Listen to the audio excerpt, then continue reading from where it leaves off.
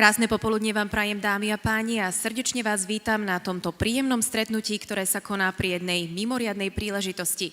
Pred sebou máme odovzdávanie ocenení, ktorými minister kultúry Slovenskej republiky každoročne vyjadruje uznanie výnimočným osobnostiam z rôznych oblastí kultúrneho a umeleckého života.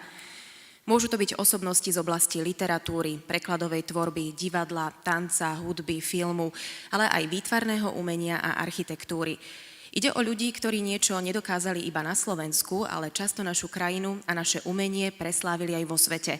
Veľmi ma teší, že si tento rok takéto výnimočné osobnosti predstavíme. Hoci o všetkých ocenených rozhoduje výlučne minister kultúry Slovenskej republiky, cennými radcami a pomocníkmi mu aj tentoraz boli členovia odbornej poroty, na čele ktorej stál profesor Emil Horváth. Hlavným symbolom ceny ministra je umelecký artefakt Pegas, ktorého autorom je sklársky výtvarník Palo Macho. A teraz by som už chcela požiadať o príhovor ministra kultúry Slovenskej republiky, pána Mareka Maďariča. Nech sa páči, pán minister.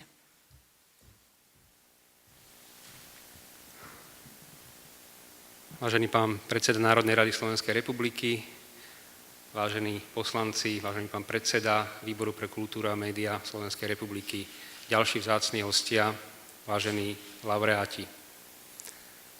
Som veľmi rád, že vás môžem privítať v dvorane Ministerstva kultúry pri príležitosti udelenia cien ministra kultúry a je mi veľkou cťou, že tieto ceny dnes budem môcť odovzdať významným osobnostiam našeho kultúrneho života. Priznám sa, ak sa jedná o takú tradičnú slávnostnú udalosť, ktorá sa opakuje a človek má tu možnosť, že opakovanie je rečníkom a hostiteľom, tak rozmýšľa, čo povedať, aby sa neopakoval, prípadne aby sa neuchýlil k nejakým frázam. Ceny ministra kultúry ponúkajú vždy z samej podstaty možnosť povedať niečo nové, pretože sú prezentovaní, predstavení a ocenení vždy iní ľudia s iným životným a umeleckým príbehom. Tento rok ale je tu aj iné dôležité novum. Naznačila to pani moderátorka. Doteraz i ja, i moji predchodcovia pri tom udelení cien sme sa v podstate spoliehali na náš subjektívny názor, prípadne názor našich najbližších spolupracovníkov. A prvýkrát tento raz pomáhala pri posudzovaní návrhov odborná komisia, odborná porota, v ktorej zostave sú naozaj veľmi významní predstavitelia slovenskej kultúry. Cez túto odbornú komisiu prešli všetky návrhy, ktoré prišli na Ministerstvo kultúry a ona urobila akúsi užšiu selekciu, užší výber. Takisto musím povedať, že táto odborná komisia položila tentoraz veľký dôraz práve na celoživotný prínos navrhovaných laureátov. Tento rok, dámy a páni, myslím, že z viacerých dôvodov sme ponúkaní k tomu, aby sme uvažovali o kultúre v širších súvislostiach. Konkrétne mám na mysli na jednej strane projekt Európske hlavné mesto kultúry, ktorý otvára otázky o potenciále kultúry. Na druhej strane si pripomíname a zdá najväčšiu kultúrnu misiu v našich dejinách, a to je príchod svätých Cyrila a Metoda na naše územie.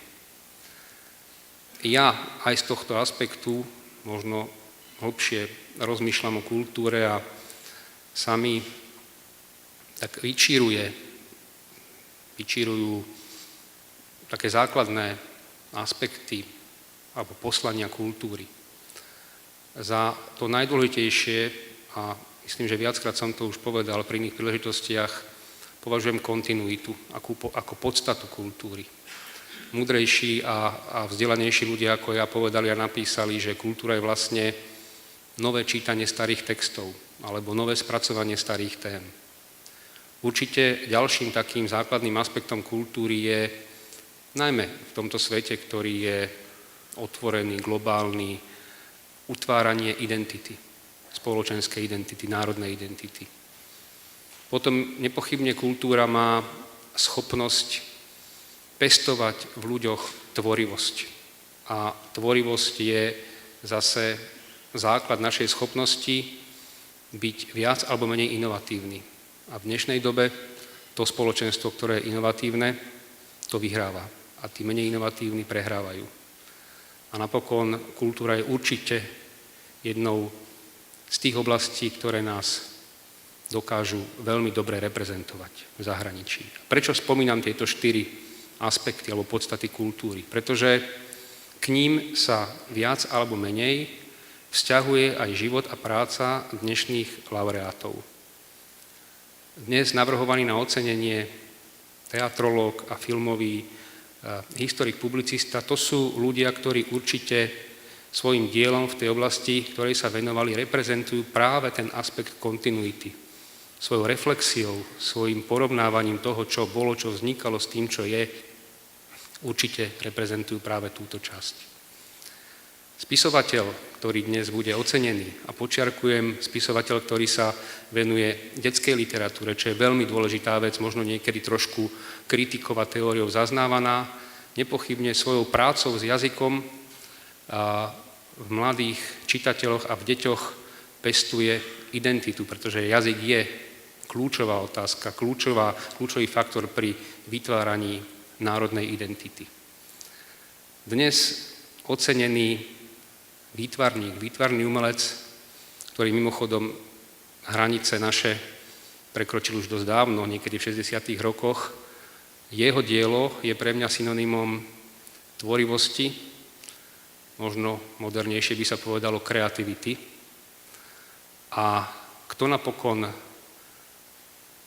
lepšie dokáže a zrozumiteľnejšie reprezentovať slovenskú kultúru v zahraničí ako jeden z našich vynikajúcich operných spevákov, ktorý je doma na mnohých svetových scénach. Z tohto pohľadu je pre mňa zostávať dnešných laureátov akýmsi takým celostným pohľadom na postavenie a možnosti kultúry.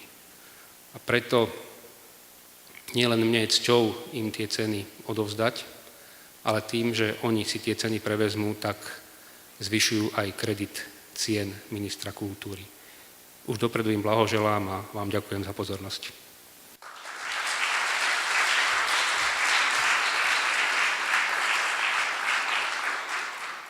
Ďakujeme pánovi ministrovi za jeho slova.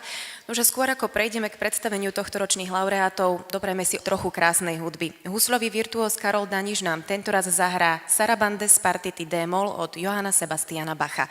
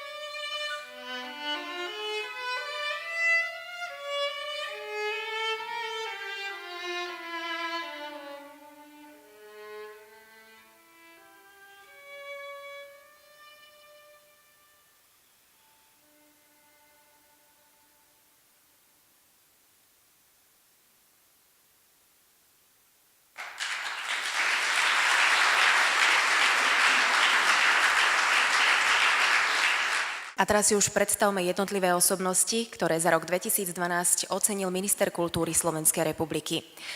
Za dlhoročnú teatrologickú, pedagogickú činnosť a autorstvo viacerých monografií, ktoré významne prispeli k zaznamenaniu a poznaniu slovenskej divadelnej histórie s prihliadnutím na zostavenie publikácie Dejiny slovenskej drámy 20. storočia, udeľuje pán minister cenu ministra kultúry profesorovi doktorovi Vladimírovi Štefkovi, kandidátovi vied.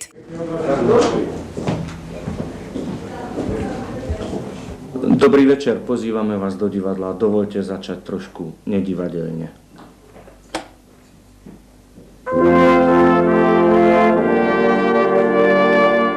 Profesor Vladimír Štefko je jedným z najvýznamnejších predstaviteľov slovenskej teatrologickej obce. Je výnimočný v komplexnom poznávaní a hodnotení slovenskej divadelnej kultúry 20. i 21. storočia. Je autorom viacerých publikácií, v ktorých sa zaoberá jednotlivými obdobiami slovenského divadla či konkrétnymi divadlami, osobnosťami alebo javmi. V súčasnosti prednáša na katedre divadelných štúdií Divadelnej fakulty Vysokej školy múzických umení v Bratislave a spolupracuje s Národným osvetovým centrom Bratislava a s Divadelným ústavom Bratislava. Celú životnú a odbornú aktivitu Vladimíra Štefka sprevádzal tiež intenzívny záujem o slovenské ochotnícke divadlo. Bol jeho kritikom, hodnotiteľom, inštruktorom, napokon aj dejepiscom. V roku 2012 profesor Štefko oslávil významné jubileum 70 rokov. A dovoľte ešte jeden citát, pre túto chvíľu hádam charakteristický.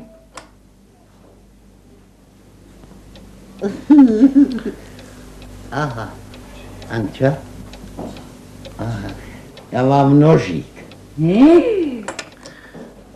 Túto vetu, ktorá sa stala tak všeobecne známa, populárna, vyvoláva dodnes úsmevy na tvárach divákov všetkých generácií, dramatik Jozef Holý nikdy nenapísal. Keby to neznelo príliš pateticky, povedal by som, že divadlo sa stalo môjim osudom. Stretával som sa s ním od útleho detstva. Poprvýkrát som videl Barčovú matku v podaní ochotníkov v Košťanoch nad Turcom, blízko Martina. Mal som, tuším, 5 rokov. Potom samozrejme tie stretnutia s divadlom boli čoraz častejšie, až to skončilo tak, že po skončení filozofickej fakulty som začal pre Smenu, ale aj iné periodika písať divadelné kritiky. Od malička som mal, ja hovorím, že historickú úchylku, že ma neobyčajne zaujímala história, dejiny. A táto moja záľuba ozaj od útleho detstva sa premietla aj do záujmu o dejiny slovenského divadla, ktoré navyše dlhé obdobie neboli spracované. Tak vznikali aj moje knižky, tak vznikali mnohé historické štúdie. Divadlo je dnes už pomaly jediný živý prostriedok umeleckej tvorby, ktorý komunikuje dnes a teraz konkrétnym divákom a ktorý je zaujímavý aj tým, že je vždy reflexiou skutočnosti, reality.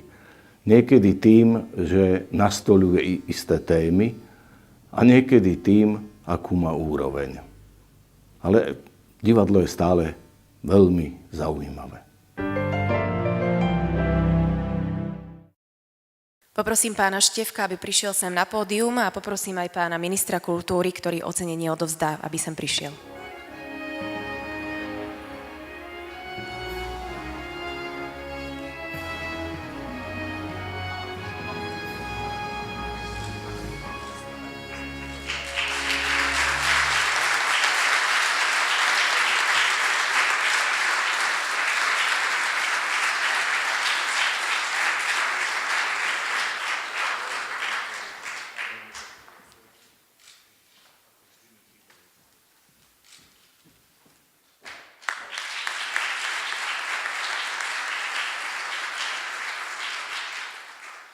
Dobrý deň. Ďakujem pekne tým, ktorí ma na túto cenu navrhli. Ďakujem pekne tým, ktorí ten návrh akceptovali a vľúdne posúdili. Ďakujem tým, ktorí mi pomáhali Ďakujem mojej manželke, ktorá prejavila občas božskú trpezlivosť, pretože po príchode z práce som sa zatváral do pracovne a do 1:00, 2:00 noci som buď študoval čosi, alebo písal. Ďakujem aj tým, ktorí mi síce nepomáhali, ale aspoň mi nehádzali polená pod nohy. Ďakujem pekne.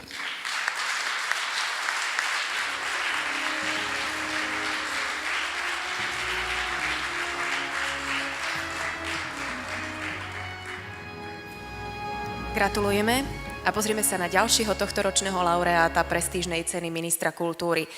Za celoživotný prínos pre slovenskú kinematografiu a audiovíziu v oblasti histórie a filmografie a za mapovanie bielých miest z dejín slovenskej kinematografie ocenil minister kultúry Slovenskej republiky pána Štefana Vraštiaka. Štefan Vraštiak je filmový historik a publicista, externý spolupracovník Slovenského filmového ústavu. Nepopierateľný je jeho významný prínos pre slovenskú kinematografiu a audiovíziu v oblasti histórie a filmografie. Je spoluautorom filmových encyklopédií a dejín slovenskej kinematografie. Jeho meno sa spája s vydaním 50 dielov edície Slovenského filmového ústavu Dokumenty, vyše 20 zväzkov katalógov slovenského filmu a časopisov Kinema. Stojí za najstaršími filmovými cenami Igric, je spoluzakladateľom viacerých filmových festivalov ako Etnofilm Čadca či Art Film Fest Trenčianske Teplice. Už 20 rokov pripravuje informačný mesačník pre klub filmových novinárov.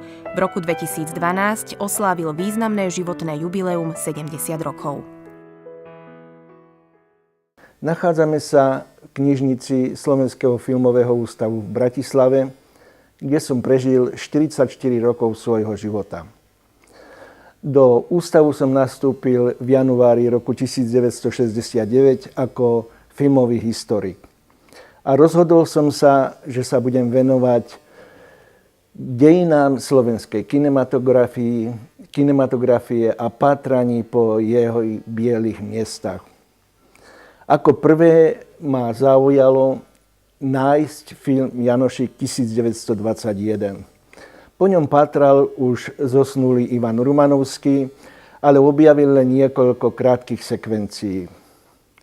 Napísal som list pánu Jaroslavovi Siakelovi, to bol režisér filmu, že či nemá tento film.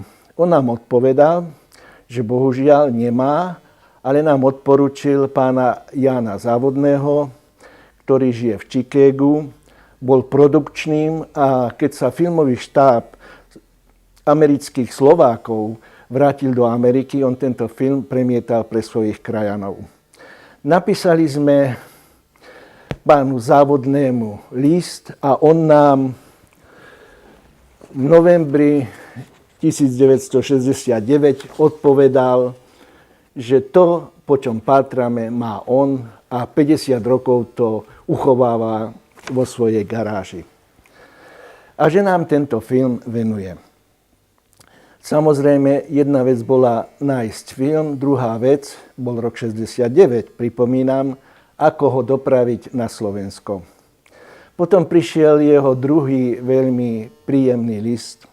Napísal nám, že sa chystá na Slovensko a tento vzácny dokument, túto historickú snímku nám privezie na Slovensko. V ďalších rokoch som sa začal venovať publikačnej činnosti, ináč píšem do novín už od svojich 13 rokoch. Podielal som sa na napísaní dejín slovenskej kinematografie. Bol som spoluautorom filmových encyklopédií. K Janošíkovi som napísal knižku, ako sme ho tento film objavili.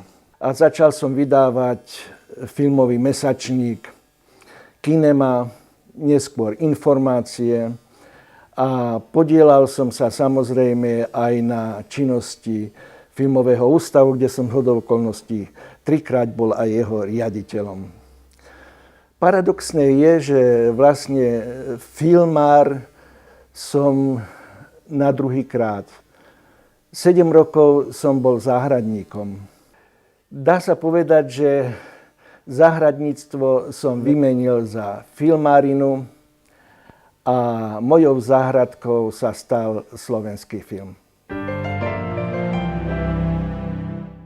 Rada by som sem na pódium pozvala oceneného pána Vraštiaka, aby si prevzal cenu z rúk ministra kultúry Slovenskej republiky.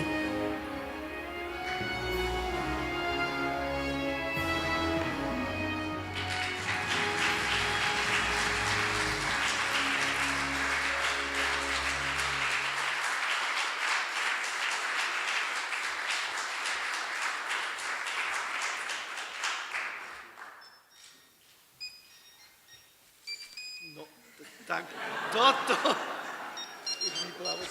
Prepač.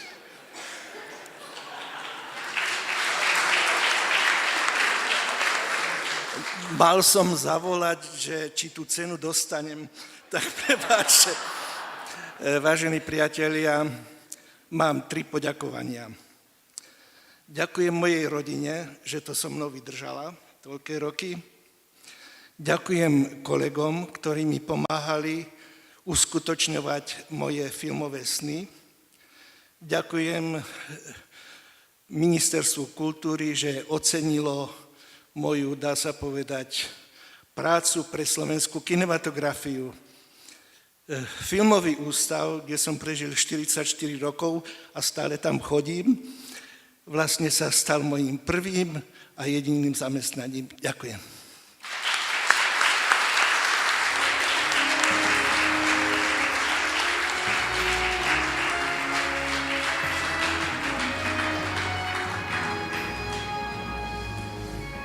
Srdečne gratulujeme a na rade je ocenenie za výnimočný talent v oblasti hudby.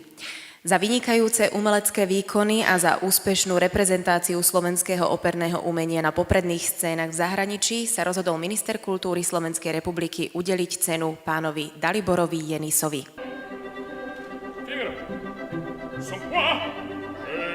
Figaro, son qua. Figaro qua, Figaro là, Figaro qua, Figaro là, Figaro su, Figaro giù, Figaro su, Figaro giù. Quando bravissimo sotto il fulmine sul fantone della città, della città, della città, della città, della città. Ah, bravo Figaro, bravo, bravissimo, ah, bravo Figaro, bravo, bravissimo, fortunatissimo, fortunatissimo, fortunatissimo, per verità. La te fortuna, non mancherà. Sono il fatum della città, sono il fatum della città, della città.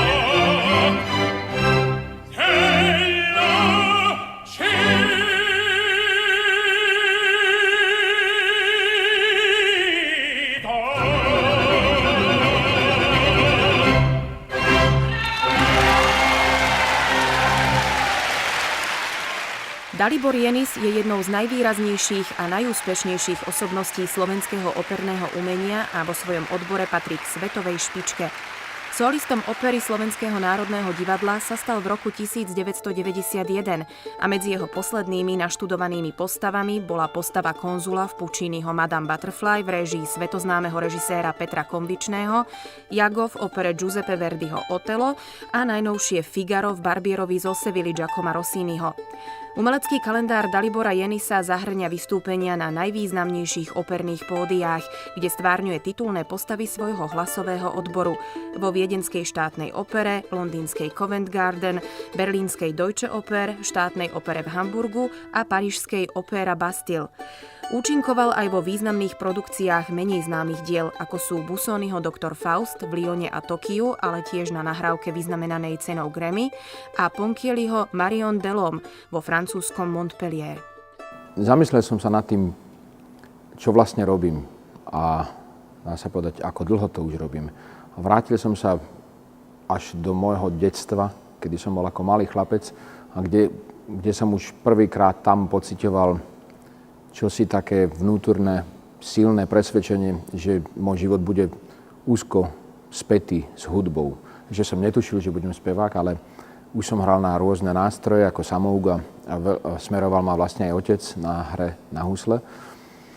Takže to som mal vtedy 6 rokov a potom som sa viac menej ako samouk začal zaoberať hudbou a smerovanie bolo viac jazzové alebo pop jazzové, ale vôbec neoperné. Až potom, jak som sa stretol so svojou manželkou, Evou Jenisovou, tak som vlastne bol odviatý od jazzu k opernej hudbe a tam som vlastne až dodnes. Je to veľmi, veľmi príjemný pocit, keď človek dlhé roky, v podstate už cez 25 rokov, sa venujem opernému spievaniu. Keď si vás všimnú aj doma a ešte vás aj ocenia, tak ja by som chcel touto cestou veľmi pekne poďakovať. Samozrejme Ministerstvu kultúry za ocenenie, ktoré mi dalo. A povedať akurát toľko. To, čo som robil doteraz, budem ďalej robiť, tak ako som to aj robil. A možno sa snažiť viac a možno sa snažiť aj kvalitnejšie robiť to, čo som doposiaľ robil. Takže takéto ocenenia ma zaväzujú k veľmi kvalitnej práci a vlastne vždy, keď vidím na slovenskú scénu v opere, tak si vždycky musím poriadne uvedomiť, čo robím, lebo viem, že je tu veľká dôvera, ktorá je kladená vo mňa, je tu množstvo divákov, ktorí sa na mňa tešia a v podstate toto by som bol rád, keby nám zostalo čo najdlhšie. Nože pán Jenis je natoľko vyťažený a žiadaný, že sa žiaľ dnes nemohol dostaviť. Cenu si teda teraz osobne neprevezme, ale určite si na ňo počká a bude mu odovzdaná neskôr. V každom prípade aj takto v neprítomnosti gratulujeme. Predstavme si ďalšiu osobnosť, ktorej meno sa s veľkým uznaním neskloňuje iba na Slovensku. Za celoživotný prínos v oblasti výtvarného umenia a prezentáciu jeho diela na svetovej výtvarnej scéne ocenil minister kultúry Slovenskej republiky akademického maliara Milana Dobeša.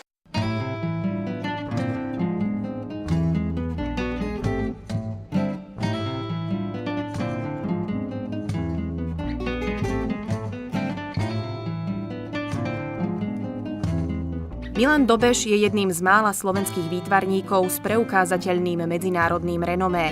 Jeho meno sa vyskytuje vo významných zahraničných lexikónoch výtvarného umenia a je zastúpené vo viacerých významných štátnych či verejnoprávnych zbierkach v zahraničí.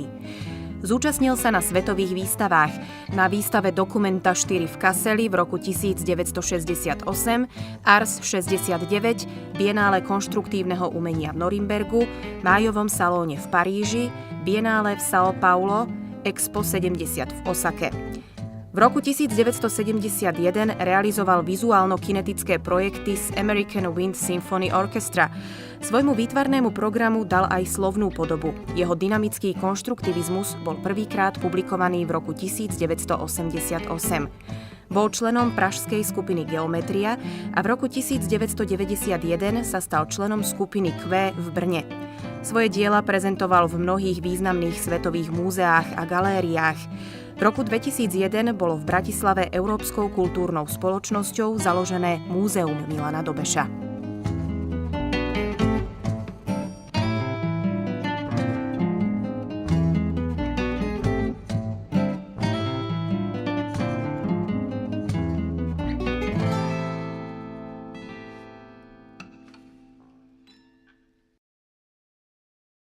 Pohyb je život.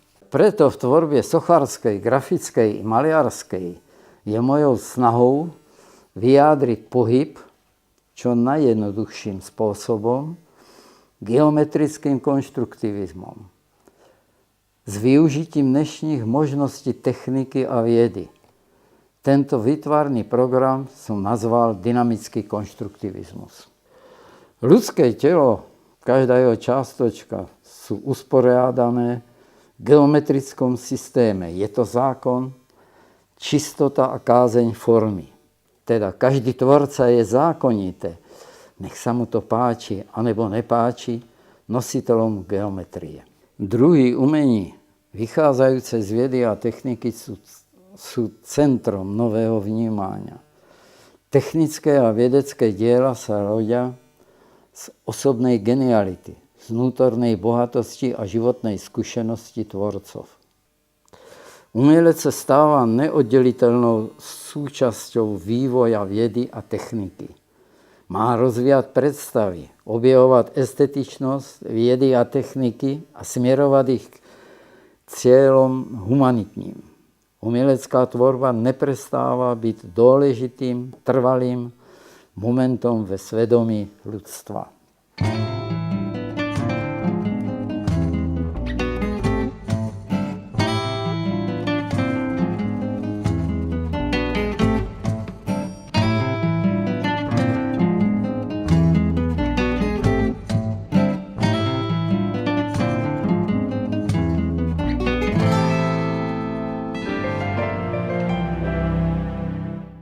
Rada by som sem na pódium pozvala pána Dobeša, aby si prevzal cenu. Odovzdá mu ju minister kultúry Slovenskej republiky, pán Marek Maďarič.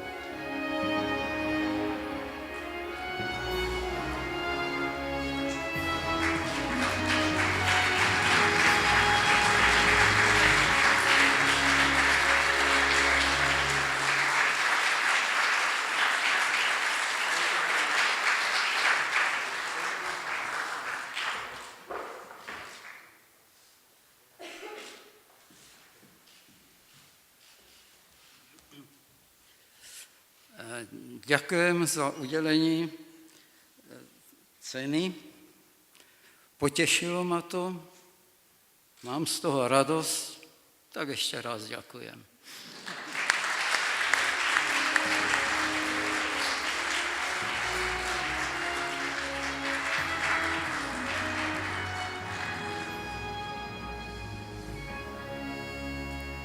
Srdečne gratulujeme.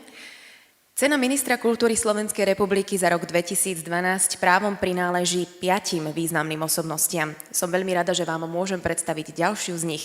Za celoživotnú tvorbu pre deti a výnimočný prínos do literárno-vednej činnosti v oblasti literatúry pre deti a mládež udelil pán Marek Maďarič cenu ministra kultúry profesorovi doktorovi Ondrejovi Sliackému, kandidátovi vied.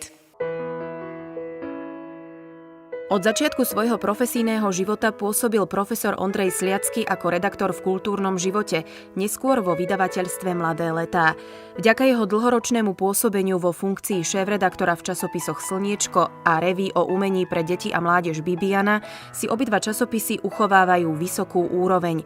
Popri jeho autorskom prínose v oblasti detskej literatúry a scenaristickej rozhlasovej a televíznej tvorby si ocenenie zasluhujú jeho mimoriadne cenné syntetické a analytické literárno-historické diela z oblasti detskej literatúry, ktoré dlhodobo chýbali a v súčasnosti sú jediným zdrojom informácií v danej oblasti. Je tiež pedagogicky činný ako profesor na Pedagogickej fakulte Univerzity Komenského v Bratislave.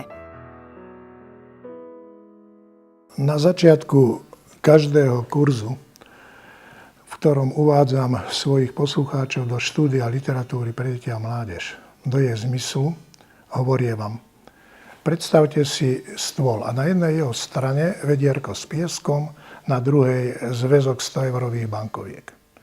Čo myslíte? Keby tu bolo malé štvoročné dievčatko, po čom by siahlo?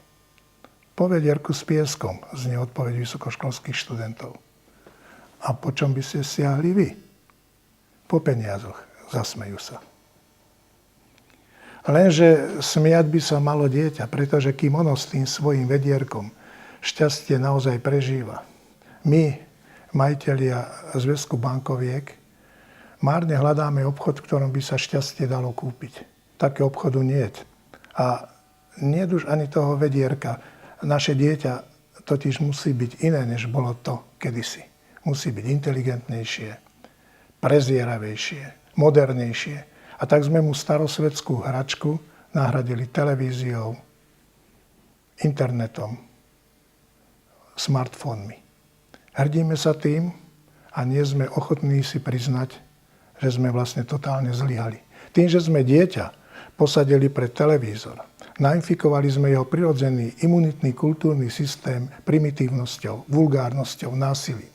Tým, že sme mu nastrkali do uší slúchadlá smartfónov, vytlačili sme ho do temnoty, do ktorej neprenikne ani šum dažďa, ani trilok vtáčaťa. Tým, že sme ho naučili virtuóznej prstohre po SMS klávesnici, znemožnili sme mu suverénne, virtuózne ovládať materinský jazyk. Všetko toto sme urobili v blahej nádeji, že tým kultivujeme dieťa. Že ho pripravujeme na iný, lepší svet, než akom sme žili, či žijeme my. Možno by to aj bola pravda, keby to nebola lož. Vymenením vedierka za atraktívnejšie hračky sme totiž neurobili nič iné. Len sme vyplnili prázdnotu, ktorá po nás ostala, keď sme opustili dieťa. A to nie len vtedy, keď sme si zbalili kufre a zanechali ho za zaplesnutými dverami rozpadávajúcej sa rodiny. Zločinu voči nemu sme sa dopustili, keď sme ho vyškrtli zo zoznamu svojich priorít. Vlastne urobili sme to už vtedy, keď sme mu vzali či vymenili to jeho vedierko s pieskom. Mimochodom, nemali by sme aspoň raz napodobniť dieťa a pokúsiť sa postaviť náš svet na piesku. Ten, čo sme dosiaľ stavali na skale, sa totiž temer vždy až do základov vyvrátil. Poprosím pána Sliackého, aby prišiel sem na pódium a prevzal si ocenenie z rúk pána ministra.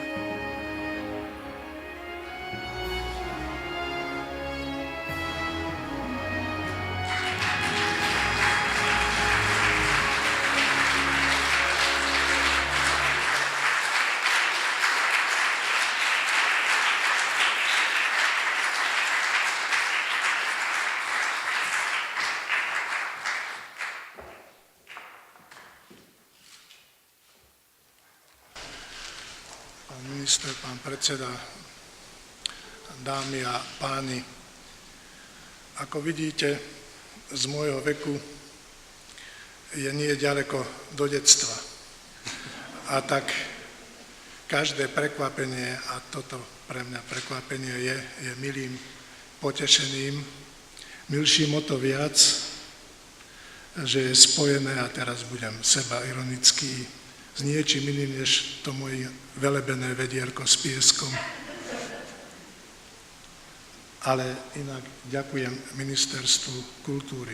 Ďakujem všetkým, ktorí si naozaj myslia, že moje pôsobenie v detskej literárnej kultúre malo nejaký zmysel. Menovite však chcem poďakovať predovšetkým svojmu milovanému Slniečku, že som mohol stráviť 40 rokov v jeho prítomnosti. Za toho chcem z tohto miesta ubezpečiť, že nemusí mať obavy o svoju existenciu. Astronómovia tvrdia, že bude vychádzať ešte 5 miliárd rokov.